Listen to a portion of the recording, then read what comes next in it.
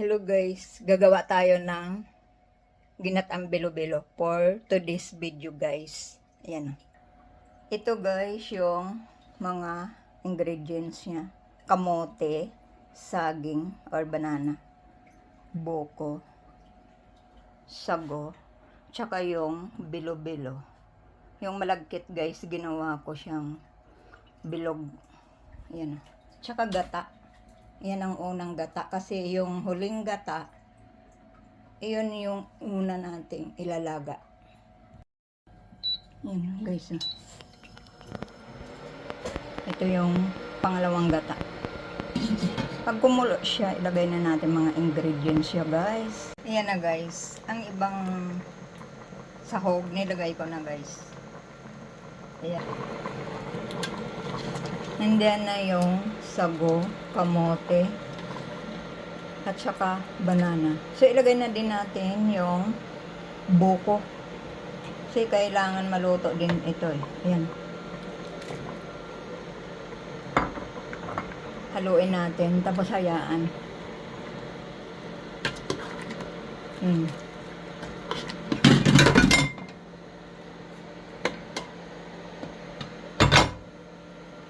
Ito na guys, ilalagay na natin yung mga ingredients. Ito guys, dagdagan natin yan ng tubig kasi hindi sapat yung gata na iluluto dyan. Maglagay natin ng tubig. Yan guys, yan. Yung unang gata ito, nagdagdag lang tayo ng tubig. Ayan mga ingredients natin, buko, sago, kamote at saka saging. Hayaan natin siya maluto.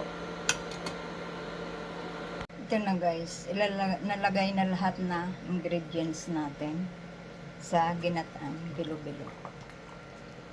Tingnan natin guys, malapit na itong maluto.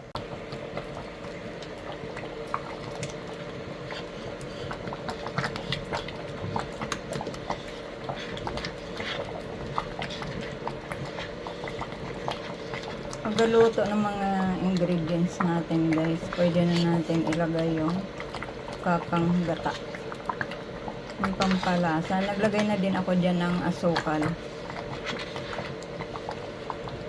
Ang ginamit natin ay refined sugar. So haluan lang natin ng konting ano guys,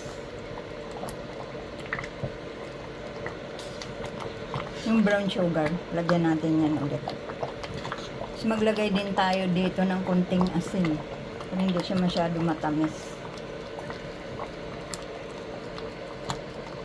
So, takpan muna natin guys. Guys, tingnan natin yung ginatang bilo-bilo natin. Yan guys. Yan. Mayroon na siya guys asukal. Natimpla ko na din.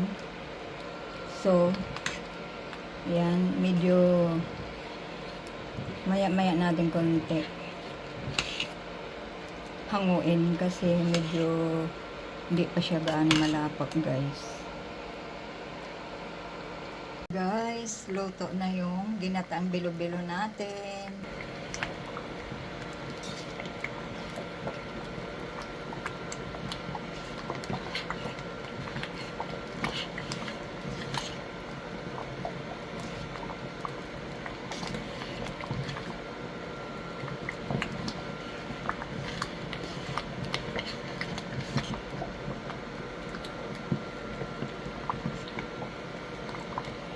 Let's eat guys. My favorite.